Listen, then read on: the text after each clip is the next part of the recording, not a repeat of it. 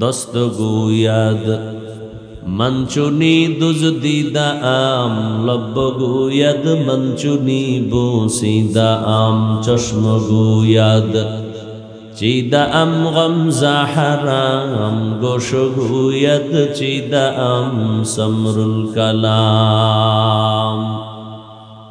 হাত বলবে, হে আল্লাহ, তুমি যে হাতের জন্য ডিউটি দিয়েছো বান্দা সে ডিউটি যথাযথ পালন করে নাই।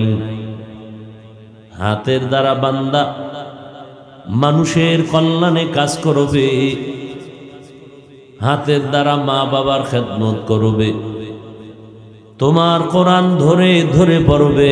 বান্দা হাত দ্বারা ন্যায়ের পক্ষে কলম ঘুরায় নাই, অন্যায়ের পক্ষে কলম লাগিয়েছে। হাতের দ্বারা মানুষের অকল্যাণে হাত ব্যবহার করেছে। যেখানে একটা ধমক দিলেই চলতো, কিন্তু ধমক না দিয়া হাত ব্যবহার করেছে, জুলুম করেছে। যেখানে একটা চপেটা আঘাত করলেই চলতো বান্দা, সেখানে সীমাহীন আঘাত করেছে। চোখ আল্লাহর কাছে বলবেন, হে মালিক, এই চোখের দ্বারা যে ডিউটি করার জন্য তুমি বলেছো তা করে নাই। চোখের দ্বারা মা দেখবে সওয়াব, বাবার চেহারা দেখবে সওয়াব, আলেম দেখবে সওয়াব, কোরআন দেখবে সওয়াব। চোখের দ্বারা তাকাইয়া তাকাইয়া বাইতুল্লাহ দেখবে সওয়াব। কিন্তু এই গোলাম তোমার দেওয়া চোখ দিয়া সারাটা রাত মোবাইলের দিয়ে তাকায়া তাকায়া কবিরা গুনাহ দেখেছে। এইভাবে ঠোঁট পা সব আল্লাহর কাছে সব বলে দিবে। আর আল্লাহ এগুলো শুনে শুনে এরপরে বিচারের ফয়সালা দিবেন। কিয়ামতের দিন ইনসাফের বিচার হবে। যেই ইনসাফ দুনিয়াতে সম্ভব না, এটা আখিরাতে আল্লাহ পাক ইনসাফের সাথে বিচার করবেন। দুনিয়াতে কেউ চাইলেও ইনসাফ করতে পারে না অনেক ক্ষেত্রে। হাসরের ময়দানে আল্লাহ ইনসাফের বিচার শুরু করবেন। কেমন ইনসাফের বিচার হবে? যেখানে কোনো জুলুম চলবে না, আল্লাহ সাক্ষী সামনে পেশ করে তারপরে বিচারের ফয়সালা দিবেন। আল ইয়াউমা তুজজা কুল্লু নাফসিন বিমা কাসাবাত লা যুলমাল ইয়াউম ইন্নাল্লাহা সারিউল হিসাব। কিয়ামতের দিন আল্লাহ পাক বিচার করবেন। ইনসাফের সাথে কোনো জুলুম কারো উপরে হবে না, এবং বিচারটা খুবই দ্রুত হবে। ফজর থেকে জোহরের মধ্যে আধা বেলায় হাসরের মাঠের বিচার কমপ্লিট হয়ে যাবে। আধা বেলায় বিচার শেষ।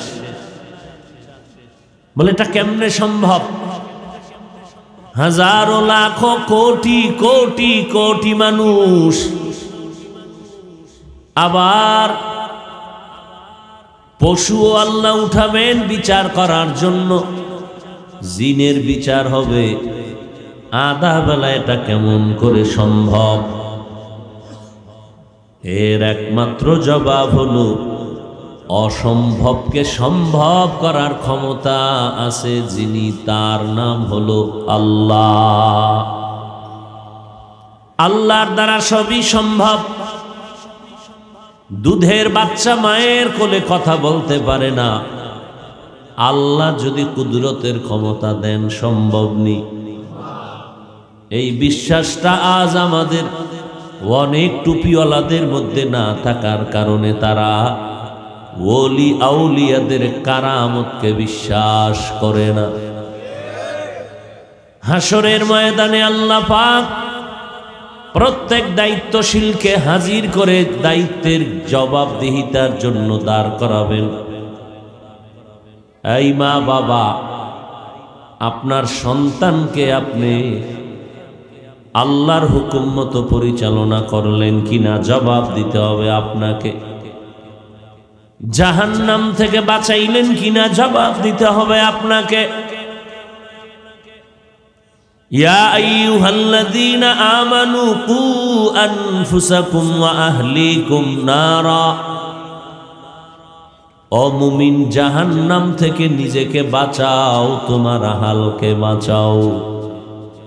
ওয়াকুদুহান নাসু ওয়াল হিজারা, জাহান্নামের আগুনের ইন্ধন হবে মানুষ আর পাথর। জাহান্নাম থেকে বাঁচাও। আল্লাহর হুকুম পালনের ক্ষেত্রে যথেষ্ট সচেতন হও, না হয় কিয়ামতের দিন অনেকে নিজে নিজে আমল করিয়াও নাজাত পাবে না, তার আহালদেরকে যদি গুনাহ থেকে না, গুনাহের থেকে নিজেকে পবিত্রতা অর্জন করাও। এজন্য আল্লাহ কোরআনে বলেন, ও দুনিয়ার মুমিন, তোমরা আল্লাহকে ভয় করো, ভয় করার মতো হক আদায় করে। ইয়া আইয়ুহাল্লাযীনা আমানুত্তাকুল্লাহা হাক্কা তুকাতিহ, আল্লাহকে ভয় করো, ভয় করার মতো হক আদায় করে। কথাটা আল্লাহ মুমিনকে বলেছেন, কোনো বেঈমানকে বলেন নাই। কারণ হলো জান্নাত শুধু মুমিন পাবে, কখনো কোনো বেঈমান জান্নাত পাবে না। আর আল্লাহ মুমিনকে জান্নাত দিবেন, তাও আল্লাহ খুব আদর করে দিবেন। বলে কেমন? কয় বিনা হিসাবে। এজন্য আল্লাহ মুমিনকে সতর্ক করে বললেন, ও মুমিন, দুইটা কর্মসূচি দিলাম। প্রথম কর্মসূচি, আমাকে ভয় করো হক আদায় করে। দ্বিতীয় কর্মসূচি, মুসলমান না হইয়া মরণ বরণ করিও না। সাহাবায়ে কেরামি আওয়াজ রহমতের নবীর পবিত্র জবানে শুনে হতাশ হয়ে গেলেন। আল্লাহ যত বড়, ওই পরিমাণ আল্লাহর হক আদায় করে ভয় করা কারো দ্বারা সম্ভব হবে না। নবীজিও পেরেশান হয়ে গেলেন। আল্লাহ তাআলা জিব্রাইল আমিনকে পাঠায় হতাশা দূর করলেন। ও জিব্রাইল, জলদি করে যাও, আমার নবীরে সান্ত্বনার বাণী শুনায়া দাও। ইত্তাকিল্লাহা মাস্তাতাতুম, জানায় দাও হক আদায় করে ভয় করা লাগবে না, বরং বান্দা যেন তার সাধ্য মতো আল্লাহকে ভয় করে। সাহাবায়ে কেরাম আশ্বস্ত হলেন, হ্যাঁ, সাধ্য মতো আল্লাহকে ভয় করা সম্ভব, কিন্তু আল্লাহর হক আদায় করে ভয় করা অসম্ভব। আল্লাহ বারবার বলেন, আমাকে ভয় করো, আমাকে ভয় করো। এমনকি আপনার আমার নবী, যে নবীর কোনো গুনাহ নাই, সন্দেহ করলে ঈমান চলে যাবে। আল্লাহ পাক ওই নবীকেও বলেন, আপনি নবী, আমি আল্লাহকে ভয় করেন। ইয়া আইয়ুহান নাবিয়্যুত্তাকিল্লাহ ওয়ালা তুতিইল কাফিরিনা ওয়াল মুনাফিকিন, হে নবী, আপনি আমি আল্লাহকে ভয় করেন। ভয়ের নাম তাকওয়া। যারা আল্লাহকে ভয় করবেন তাদের নাম হলো মুত্তাকিন। মুত্তাকিনদের 6টা পুরস্কার আল্লাহ দুনিয়ায় দিবেন, আর বাকি আরো 2টা পুরস্কার আল্লাহ আখিরাতে দান করবেন। কাদেরকে? মুত্তাকিনদেরকে। মুত্তাকি কারা? যারা আল্লাহরে ভয় করে। ভয়ের নাম তাকওয়া। যারা ভয় করে তাদের নাম মুত্তাকি। এই ভয় যারা করবে তাদের জন্য দুনিয়াতে 6টা পুরস্কার, আখিরাতে 2টা পুরস্কার। আখিরাতের 2টার প্রথম হলো বিনা হিসাবে বান্দা পাবে জান্নাত।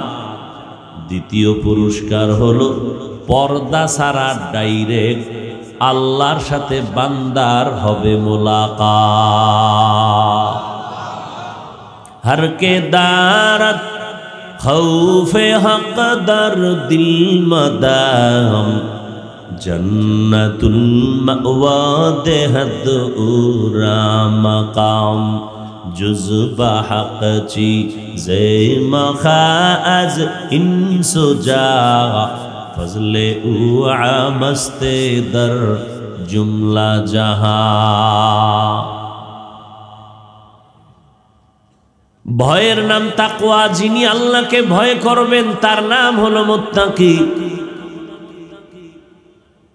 আল্লাহ পাক নবীকেও ভয় করার কথা বললেন। কারণ কি? বারবার আল্লাহ ভয়ের কথা কেন বললেন? কোরআনের নাজিল হলো ভয়ের মাধ্যমে। কোরআনের শুরুতেও ভয়ের কথা, শেষেও আল্লাহ বলেছেন ভয় করার কথা। যালিকাল কিতাবু লা রাইবা ফীহি হুদাল লিল মুত্তাকিন। শুরুতেও তাকওয়া। আল্লাহ কোরআন নাজিলের শেষেও বললেন আমাকে ভয় করো। ওয়াত্তাকু ইয়াওমান তুরজাউনা ফীহি ইলাল্লাহ সুম্মা তুওয়াফা কুল্লু নাফসিন বিমা কাসাবাত ওয়া হুম লা ইউজলামুন। ভয় করো ওই দিনকে যেদিন তোমরা সবাই রবের আদালতে হাজির হয়ে যাবে। ওই দিনকে ভয় করো যেই দিন সব আল্লাহর আদালতে অবনতভাবে হাজির হয়ে যাবে, পালানোর কোনো সুযোগ হবে না। ওই দিনের ভয় অন্তরে জমা করো। বারবার আল্লাহ বলেন আমাকে ভয় করো। কারণ কি? কয় মানুষের অন্তরে যখন ভয় থাকে সন্তান মা বাবার সামনে অপরাধ করে না। যেই ছাত্রের অন্তরে ভয় থাকে শিক্ষকের সামনে অপরাধ করে না। ঠিক যেই বান্দার অন্তরে আমার আল্লাহর ভয় থাকবে ওই বান্দা কখনো গুনাহের কাছেও যাবে না। আর এই ভয় অন্তরে, ভয় থাকবে অন্তরে। নবীজি বলেন আত-তাকওয়া হাহুনা। তাকওয়া এটা অন্তরে থাকার জিনিস। জন্ম থেকে থাকবে না, অন্তরে ঢুকাইতে হবে। অন্তর ধরাও যায় না, দেখাও যায় না। আবার যেই তাকওয়া ঢুকাইবেন ওই তাকওয়াও তো ধরা যায় না, দেখা যায় না। অন্তরও দেখা যায় না, তাকওয়াও দেখা যায় না, তো ঢুকাইবেন কেমনে? আবার তাকওয়াটা কোথা থেকে পাবেন? লিকুল্লি শাইইন মা'দিনুন ওয়া মা'দিনুত তাকওয়া কুলুবুল আরিফিন। প্রত্যেক জিনিসের একটা গোডাউন আছে, ফ্যাক্টরি আছে। তাকওয়ার ফ্যাক্টরি হলো আল্লাহর প্রিয় বান্দা যারা, তাদের কলব। তাদের কলব হলো তাকওয়ার গোডাউন। তাদের সাথে সম্পর্ক গভীর করে দাও। তাদের নজর যখন তোমার সিনায় লাগবে, কলবে তাকওয়া ঢুকে যাবে। আল্লাহর ভয় যতদিন পর্যন্ত কলবে আসবে না ততদিন পর্যন্ত বান্দা গুনাহ ছাড়তে পারবে না। আল্লাহ তাআলা এজন্য বলেন আমাকে ভয় করো। দ্বিতীয় কর্মসূচি, মুসলমান না হইয়া মরিও না। ওয়ালা তামুতুন্না ইল্লা ওয়া আনতুম মুসলিমুন। মুসলমান না হওয়া পর্যন্ত মরিও না। আল্লাহ এমন ভাবে কথাটা বলেছেন মনে হয় যেন হাতে অনেক সময় আছে। ভাইবা চিন্তা এরপরে মুসলমান হও, কিন্তু হাকিকতে একটা সেকেন্ডের ভরসাও কারো হাতে নাই। তো আল্লাহ এমন কেন বললেন? মুফাসসিরিনে কেরাম বলেন যেহেতু তোমার আমার হাতে সময় নির্দিষ্ট নাই, অতএব মুসলমান না হইয়া মরিও না। কথার ব্যাখ্যা হলো মুসলমান হইতে দেরি করিও না। কথাটা বললেন কাদেরকে? যারা মুমিন। এখানে আমরা যারা বসা আছি সবাই কি মুমিন এবং কি মুসলমান? নাকি আপনারা মুসলমান না? যেমন আমরা মুমিন তেমন মুসলমান, কিন্তু আল্লাহ বলতে গিয়া বললেন এই মুমিন মুসলমান হইয়া মর, না হইয়া মরিস না। কথাটা যদি কোনো বেঈমানের বলতেন মোটামুটি সহজে বুঝতাম যে বেঈমান তোরা এখনো মুমিন হও নাই, মুসলমান হও নাই, মুসলমান হইয়া মর। কিন্তু মুমিনের কেন বললেন মুসলমান না হইয়া মরিস না? তা আমরা মনে হয় যেন এখনো মুসলমান হতে পারি নাই। আল্লাহ কোরআনের আরেক আয়াতে স্পষ্ট করে বলেন, ইয়া আইয়ুহাল্লাযীনা আমানু দুখুলু ফিস-সিলমি কাফা ওয়ালা তাত্তাবিউ খুতুওয়াতিশ শাইতান ইন্নাহু লাকুম আদুউম মুবিন। ও মুমিনেরা, তোমরা ইসলামের ভেতরে পরিপূর্ণ প্রবেশ করো। তাহলে মুমিন ইসলামের মধ্যে পরিপূর্ণ এখনো ঢুকি নাই। আল্লাহ আরো স্পষ্ট করে আরেক জায়গায় বলে, ইয়া আইয়ুহাল্লাযীনা আমানু আমিনু বিল্লাহি ওয়া রাসূলিহি। ও মুমিনেরা, তোমরা আল্লাহর উপরে রাসূলের উপরে ঈমান আনো। আল্লাহর উপরে রাসূলের উপরে ঈমান আনলেই সে মুমিন। তো আল্লাহ মুমিনকে বলে এই ঈমান আনো। আর আল্লাহ রাসূলের উপরে ঈমান আনার কারণেই তো আমরা মুমিন। কিন্তু আল্লাহ আবার কেন বললেন এই মুমিন আল্লাহর উপরে রাসূলের উপর ঈমান আনো? তাহলে ডবল ঈমানের দাওয়াত আল্লাহ দিলেন, ডবল দিলেন না? মুমিন ঈমান আনো, আর ঈমান আনছি এজন্যই তো মুমিন। আবার কেন কয় এই মুমিন ঈমান আনো আল্লাহর উপরে রাসূলের উপরে? এর কারণ কি? এর এক কারণ হলো জমিনের মধ্যে কিছু আখিরি নবীর উম্মত শেষ জামানায় যখন আসবে তাদের মধ্যে নিজেরা নিজেরা ভেজাল করবে, মতানৈক্য করবে, দ্বন্দ্ব করবে। আল্লাহ গাইবের মালিক এটা আগের থেকে জানতেন। আল্লাহ জানতেন, কথা হয় না। আল্লাহ জানতেন যে কিয়ামতের আগে আমার শেষ নবীর উম্মতেরা বেঈমানের সাথে দ্বন্দ্ব না কইরা নিজেদের মধ্যে বেশি দ্বন্দ্ব করবে। এক মুসলমান আর এক মুসলমানের বিরুদ্ধে যুদ্ধের ঘোষণা দিবে, এক মুমিন আর এক মুমিনের কাফের বলে গালি দিবে। দুনিয়ার কেউ জানতেন না, কে জানতেন? মুমিন হইয়া আর এক মুমিনকে বলবে কাফের। একদল মুসলমান আর একদল মুসলমানের বলবে নবীজি কাফেরের কালেমার দাওয়াত দিছে, ইমানের দাওয়াত দিছে, তোমরা মুসলমানের কেন ইমানের দাওয়াত দাও? এই রকম প্রশ্ন করনেওয়ালা মুমিন জমিনে আছে না নাই? আল্লাহ জবাব দিয়া কয়, আমি যদি আল্লাহ নিজে মুমিনের ডবল ইমানের দাওয়াত দিতে পারি, আমার গোলাম যারা এই জমিনে দায়ী হবেন, ইসলামের ধারক বাহক হবেন, এরাও মুমিন মুসলমানকে ডবল দাওয়াত দিতে পারবেন। দ্বিতীয় কারণ হলো যারা ইমানদার, তোমরা অনেক মুমিন আছো, তোমার ইমানটা দুর্বল। কয় কেমনে? কয় দাবি করে মুমিন অথচ নামাজ পড়ে না। এরকম মুসলমান নাই, মুমিন নাই।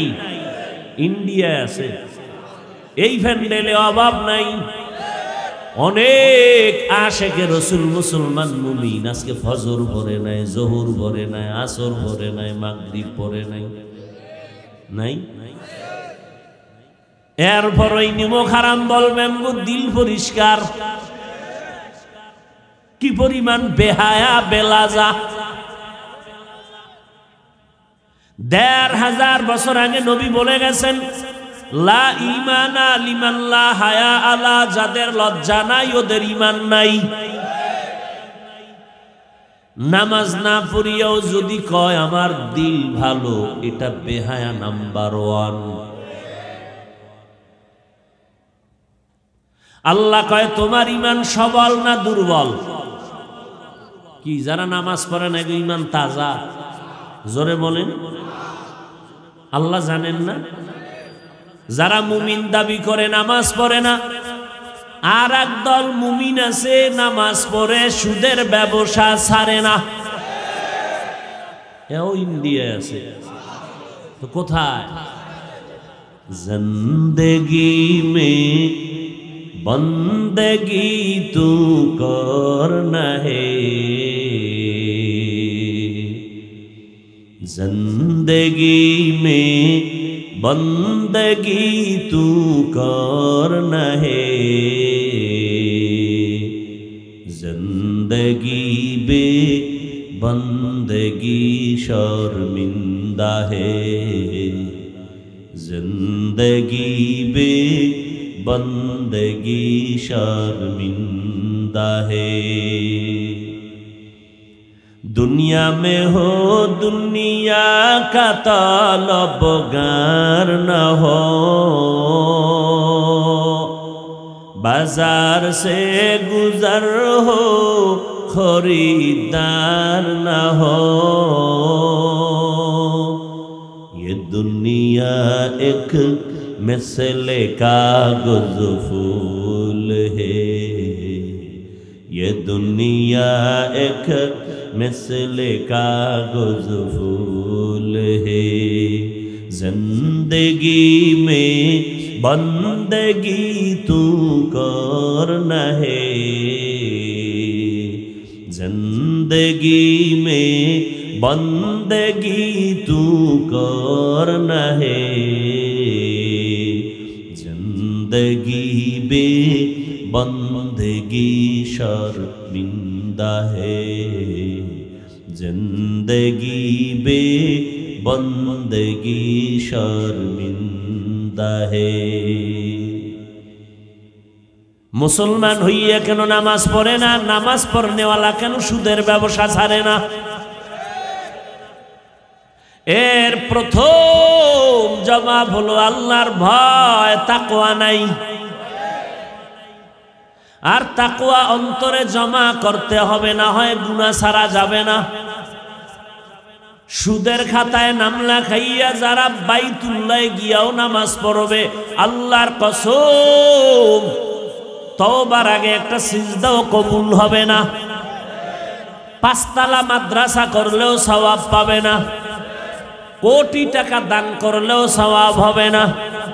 জীবনভর যত মোনাজাত করবে একটা মোনাজাত কবুল হবে না। সুদের খাতায় নাম লেখাইয়া যতদিন চলবে, 24টা ঘন্টার সেকেন্ডে সেকেন্ডে সেকেন্ডে একটা বান্দা তার গর্ভধারিণী মায়ের সাথে জিনার গুনাহ লেখা হবে। এই গুনার অপরাধী এই জমিনে নাই। আফসোস। আল্লাহ কয়, এই বেঈমান তুই রেডি থাক, আমি আল্লাহ নিজে তোর সাথে যুদ্ধ করব, রেডি থাক। আল্লাহ খুব খুশি হইয়া বলছেন না, ইয়া আইয়ুহাল্লাযীনা আমানুত্তাকুল্লাহ ওয়া যারু মা বাকিয়া মিনার রিবা ইন কুনতুম মুমিনিন। ও মুমিন, আল্লাহকে ভয় কর, সুদের থেকে নিজেকে বাঁচাও যদি মুমিন হতে চাও। ফাইন লাম তাফআলু ফাআযানু বিহারবিন মিনাল্লাহি ওয়া রাসূলিহি, যদি এরপরও গাদ্দারি করিয়া ওই রাস্তায় যাও, রেডি থাক, আমি আর আমার রাসূল তোর সাথে যুদ্ধ করার জন্য রেডি।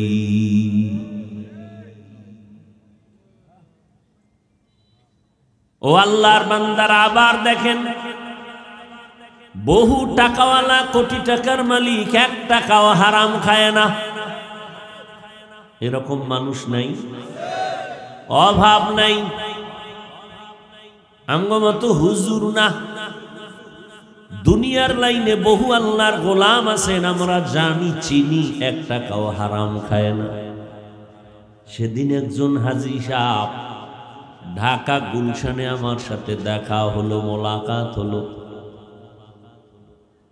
প্রতি মাসে সরকারের 110 কোটি টাকা দেয় গ্যাস বিল। কয় টাকা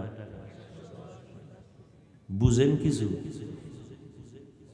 প্রতি মাসে ৯৫ কোটি টাকা দেয় শুধু তার ফ্যাক্টরির কর্মচারীদের বেতন।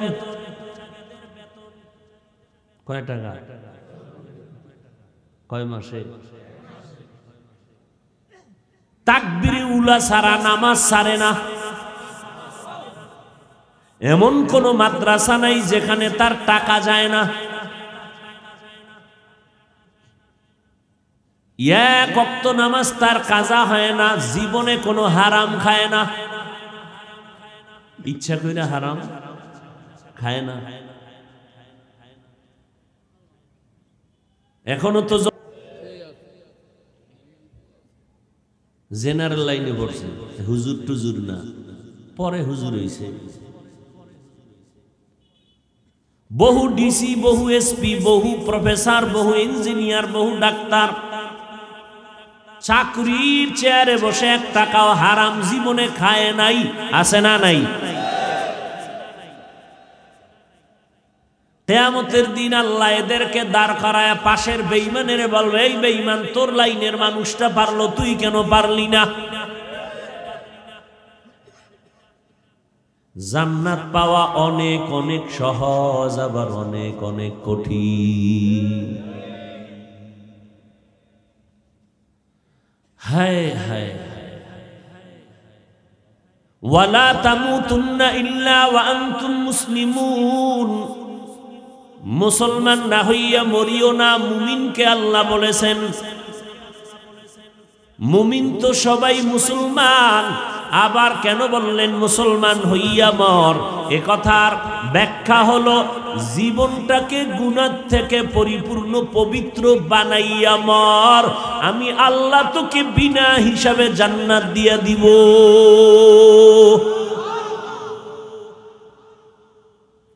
গুনাহ থেকে জীবনটাকে পবিত্র বানাবেন কেমনে? জীবনটা 2টা ভাগ হয়ে গেছে, একটা ভাগ পিছনে চলে গেছে আর একটা ভাগ সামনে আছে। পিছনে গুনাহ কইরাই ফেলাইছে, সামনে গুনাহ হতেও পারে, বাঁচার চেষ্টা করা যাবে।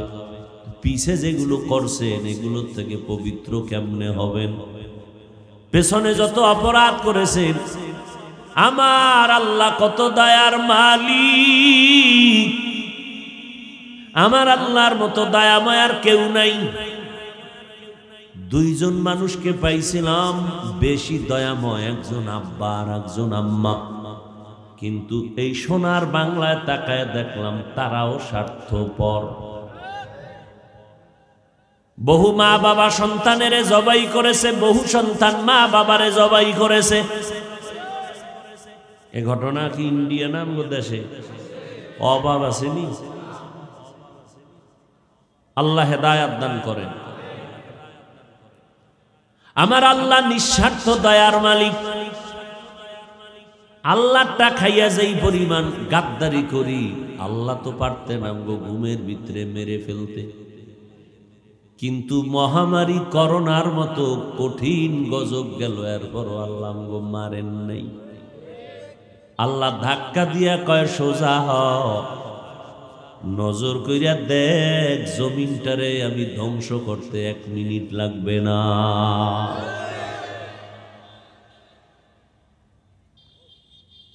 বহু আল্লাহর বান্দারা নামাজ পড়েন, রোজা রাখেন, দাঁড়িয়ে আছে, টুপি আছে, হালালও খান, কিন্তু সন্তানের লাইনে রাখেন নাই।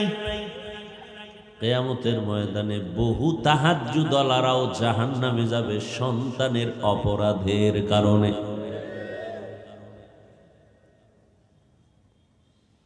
হায় হায়, পেছনের গুনাহ থেকে নিজেকে বাঁচাবেন কেমনে? আল্লাহ কয়, বান্দা তোর গুনাহ করতে করতে একটা পাহাড় বানাইছো, পাহাড়টা বানাইতে তোর সময় লাগছে 80 বছর। রাতারাতি গুনার পাহাড় হয় নাই। প্রথমে বান্দা তুমি গুনাহ করা শুরু করেছো, করতে করতে করতে করতে এক সময় তোমার বয়স বেড়ে গেছে, 80 বছর হয়ে গেল, গুনার পাহাড়ও হয়ে গেল। বিশাল বড় এক লবণের পাহাড়। কিসের পাহাড়? যদি বলি লবণের পাহাড়টাকে তুমি এখান থেকে কর্মচারীরা কেটে কেটে 10 কিলোমিটার দূরে সরায় দাও, মাস বছর চলে যাবে এরপরও পারবে না। আল্লাহ আমার কাছে কৌশল আছে, এই লবণের পাহাড় 10 কিলোমিটার সরাইতে 1 সেকেন্ড লাগবে না। আমি সমুদ্রের পানিরে যদি একটু ধাক্কা দিয়ে দেই, ও বান্দা তোমার গুনার পাহাড় গড়তে লাগছে 80 বছর, আর আমি মাওলা তোমার গুনার পাহাড়টাকে নিশ্চিহ্ন করতে সময় 1 সেকেন্ডও লাগবে না। রহমতের পানি দিয়ে যদি একটু বাড়ি দেই, তোমার আমলনামার সব গুনাহ মাফ হয়ে যাবে। আতিনা ফি দারে দুনিয়া না হাসান, আতিনা ফি দারে উকবা না হাসান, ইয়া গিয়াসাল মুস্তাগীসি নাহদিনা লফতিখারা বিল উলুমে ওয়াল গিনা, হর গোরি দে নে কো তু তৈয়ার হে, जो न मांगे उससे तू बेजार है। পেছনের গুনাহ থেকে মাপ পাওয়ার জন্য একটা মেডিসিন লাগবে। সামনে যতদিন আল্লাহ বাঁচায় রাখবেন গুনাহ করব না নিয়ত করলাম, তারপরও হতে পারে শয়তান তো পেছনে আছে। ওই গুনাহ থেকে যেন বাঁচতে পারি সেই জন্য আর একটা মেডিসিন লাগবে। পেছনের গুনাহ থেকে পবিত্রতা অর্জনের জন্য একটা মেডিসিন, সামনের গুনাহ থেকে বাঁচার জন্য আর একটা মেডিসিন। দুইটা মেডিসিন অর্জন করতে পারলে জীবন হবে পবিত্র। মরার আগে জান্নাতের ছবি দেইখা কবরে যাবে। মরার আগে ফেরেশতা দিয়ে আল্লাহ জান্নাত দেখাই দিবে, যেই এখনই তোর জন্য এই জান্নাত রেডি, মরার পরে জান্নাতের সাথে তোর একটা লাইন হয়ে যাবে। পেছনের গুনাহ থেকে পবিত্রতা অর্জনের যে মেডিসিন লাগবে, মেডিসিনের নাম হলো ইস্তেগফার, তওবা, ইস্তেগফার। সামনের জীবনে যেন গুনাহ না হয় এজন্য আর একটা মেডিসিন লাগবে, ওই মেডিসিনের নাম তাকওয়া। দোনোটা মেডিসিন আপনার অর্জন করার একমাত্র শুধুমাত্র কেবলমাত্র ঠিকানা হলো ওলিয়া উলিয়াদের সোহবত। আল্লাহর কসম, এই দুনিয়াতে বর্তমানে যারা বলবে ওলিয়া উলিয়া লাগে না, ওলিয়া উলিয়া মানি না, তারা কোরআন মানে না, বুখারী শরীফ মানে না, তারা ভণ্ড, তারা বাতেল। তাদেরকে যারা বাতেল বলবে না তারাও বাতেল। কসম খায়া বলছি, কোনো সন্দেহ করলেও লাভ নেই। কসম খায়া সন্দেহের দরজা আটকায় দিছি। যারা বলে ওলি মানি না, আউলিয়া মানি না, এরা কোরআন শরীফ মানে না, এরা বুখারী শরীফ মানে না, এরা হক না বাতিল। এদেরকে যারা ভণ্ড বলবে না তারাও ভণ্ড।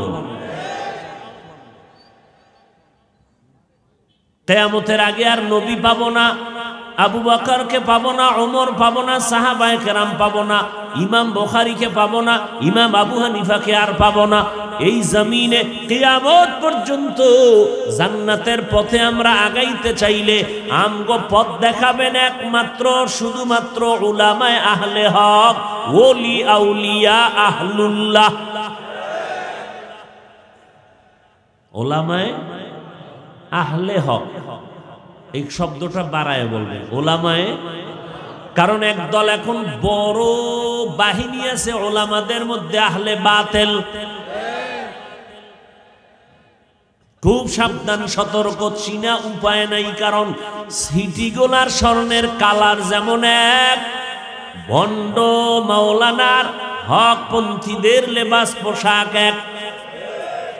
সাবধান। তবে তাকওয়ার উপরে যারা মজবুত হয়ে চলবে, আল্লাহ তাদেরকে একটা স্পেশাল পাওয়ার দান করেন দুনিয়াতে। ওই পাওয়ার দিয়া বান্দা হকের উপরে মজবুত হইয়া থাকে, কেউ তারে ডাইনে বামে নিতে পারে না। ওই পাওয়ারের নাম কোরআনের ভাষায় হলো ফুরকান। ওই পাওয়ারের নাম কি? ইয়া আইয়ুহাল্লাযীনা আমানু ইন তাত্তাকুল্লাহ ইয়াজআল লাকুম ফুরকানা, যারা তাকওয়ার উপরে মেহনত করবে, মুজাহাদা করবে, আল্লাহ তাদের ফুরকান নামের পাওয়ার দান করবেন। মা মা'নাল ফুরকান হুয়া নূরুম মিন ইলাহি, ফুরকান হলো আল্লাহর দেওয়া একটা নূরের আলো।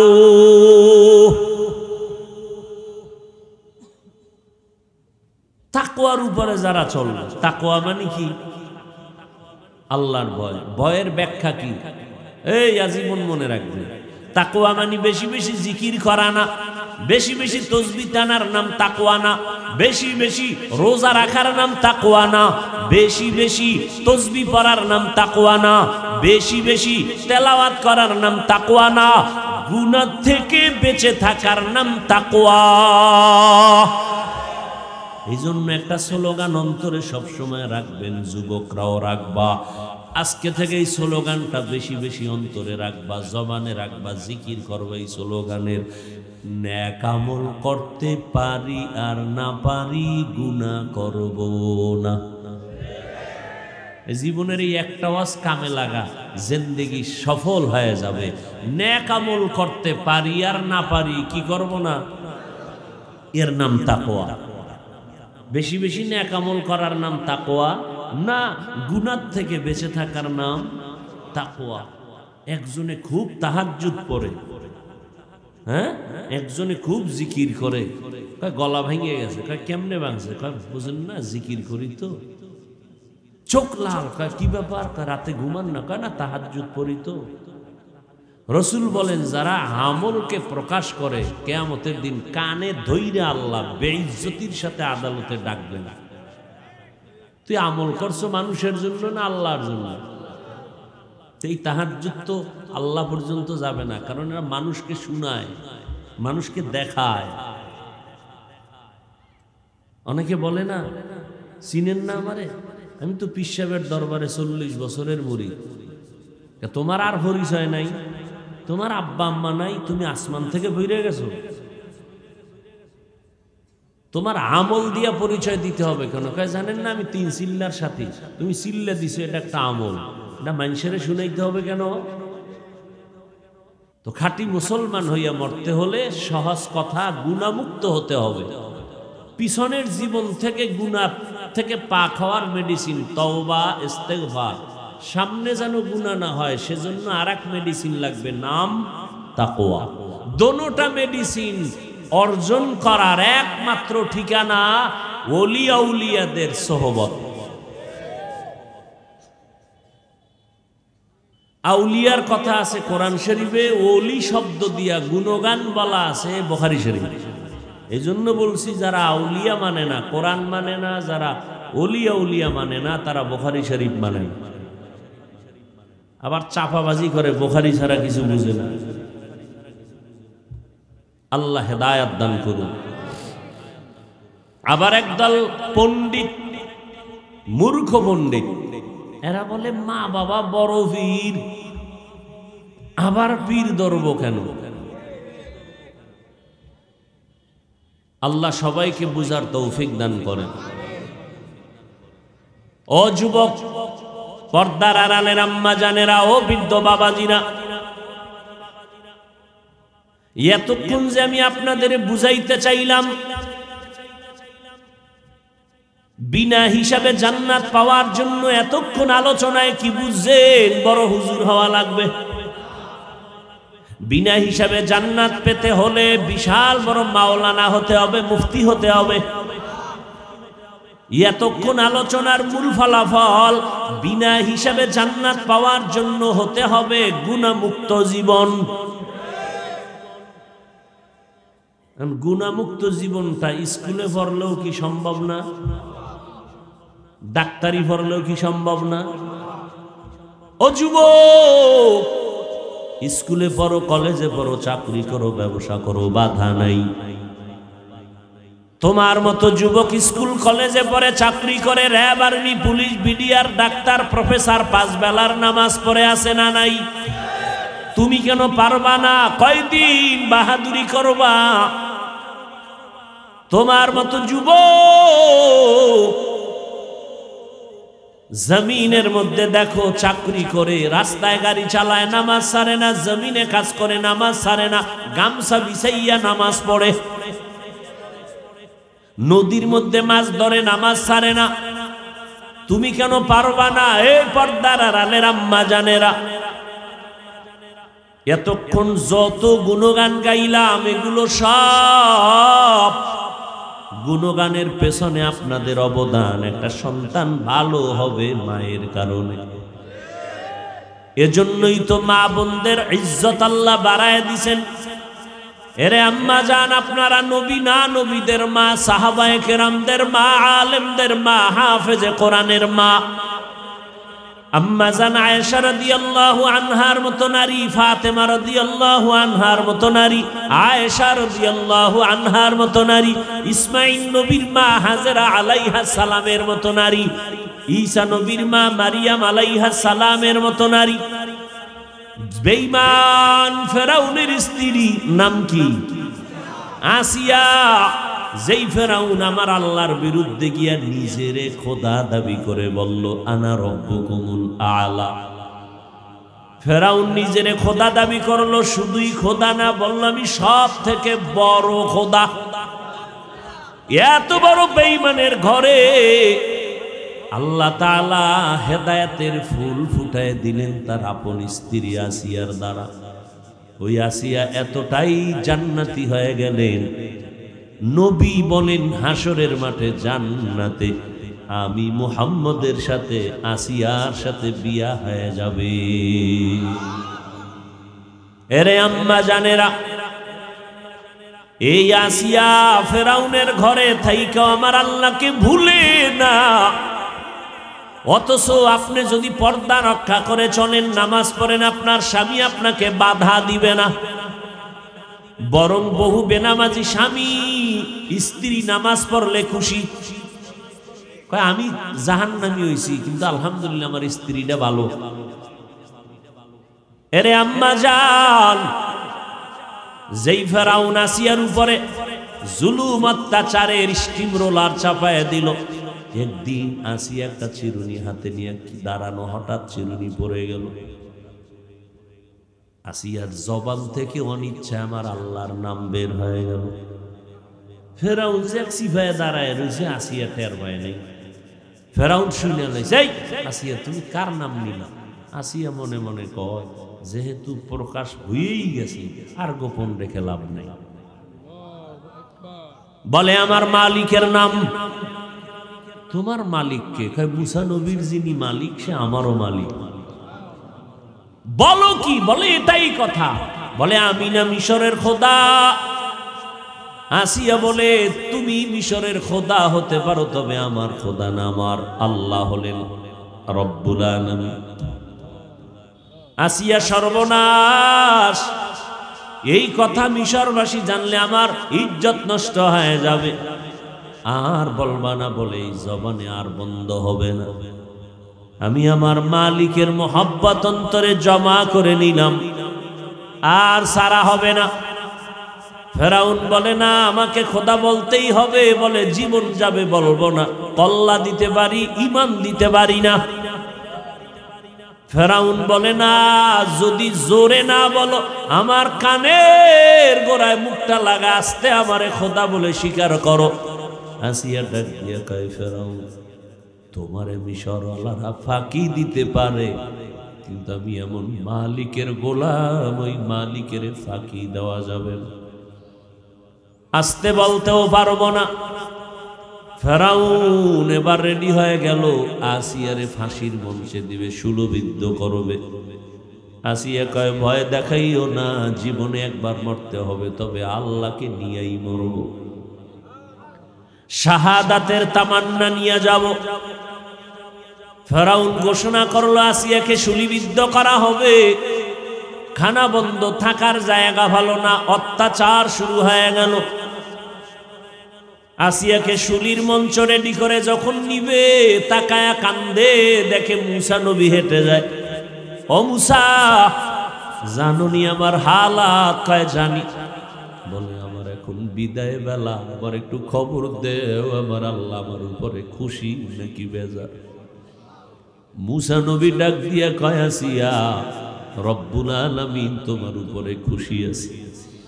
আসিয়া হাত উঁচু করে খোলা আসমানের দিকে তাকায় কান্দে।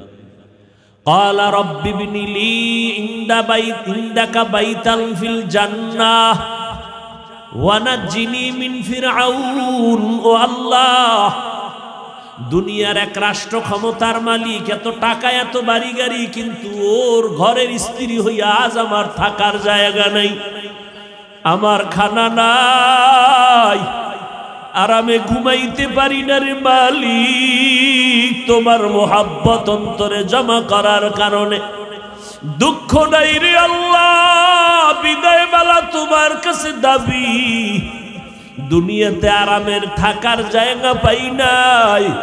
ও আল্লাহ, তুমি দয়া করে তোমার পার্শ্বে জান্নাতে একটা ঘর বানাইয়া দিও, তোমার পার্শ্বে জান্নাতে একটা ঘর বানাইয়া দিও রে আল্লাহ। আসিয়া কান্না করে দোয়া করলেন, আল্লাহ তাআলা আসিয়ার কলবের চক্ষু খুলে দিলেন।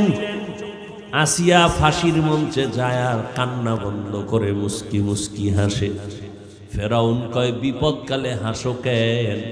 আসিয়া ডাক দিয়া কয় ও ফেরাউন, তুমি জানো না আল্লাহ আমার অন্তর চক্ষু খুলে দিয়েছেন, আমি তাকাইয়া দেখতেছি আসমানের ভেতরে লক্ষ লক্ষ নূরের ফেরেশতারা আছে, আমাকে স্বাগতম দিয়ে আমার রূহটাকে জান্নাতে নিয়ে যাবে। আমি মাওলার কাছে জান্নাতে ঘর চাইছি, ওই জান্নাতের ঘর আমি তাকায়া দেখতেছি কেমন জান্নাত আমার জন্য, তাড়াতাড়ি আমাকে ফারিকের কাছে আমি চলে যাব। ও পর্দার আড়ালের মা, পাঁচ বেলার নামাজ পড়বেন, স্বামীর মাল হেফাজত করবেন, সন্তানটাকে আদর্শ কোরআন পড়াইয়া ডাক্তার বানাবেন, সন্তানকে কোরআন পড়নেওয়ালা আদর্শ ইঞ্জিনিয়ার বানাবেন, সন্তানটাকে কোরআন পড়াইয়া আদর্শ প্রফেসর বানাবেন। দুনিয়ার জিন্দেগি আপনার সফল, আখিরাত সফল। পেছনের গুনাহ থেকে তওবা করেন, সামনে গুনাহ থেকে বাঁচার চেষ্টা করেন। বৃদ্ধ বাবাজিরা, আপনার মতো কত বুড়া মানুষ লাঠি নিয়ে নিয়ে ভর করে করে মসজিদে গিয়া নামাজ পড়ে, আপনারা কেন পারেন না? আল্লাহর কাছে তওবা করেন। জীবনে নামাজ ছাড়বো না, বেপরদায় চলবো না, দাড়ি কাটবো না। যুবক, আজকে থেকে তওবা করো, আর নামাজ ছাড়বা না, নবীর তরিকায় চলবা, ওলামাদের পক্ষ নিয়ে তাদের পরামর্শ নিয়ে চলবা, মা বাবার দোয়া নিয়ে চলবা, আর কোনোদিন গুনাহের কাছেও যাইবা না। আল্লাহ আমাদের সবাইকে কবুল করে নেন।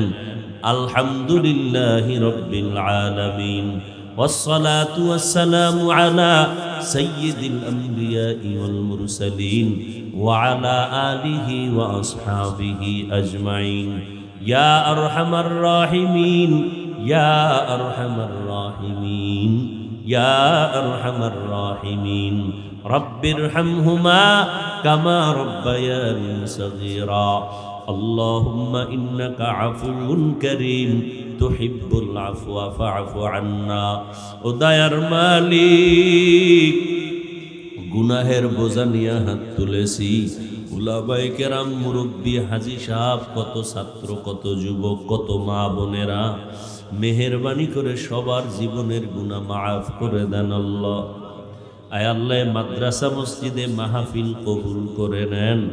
নবীজির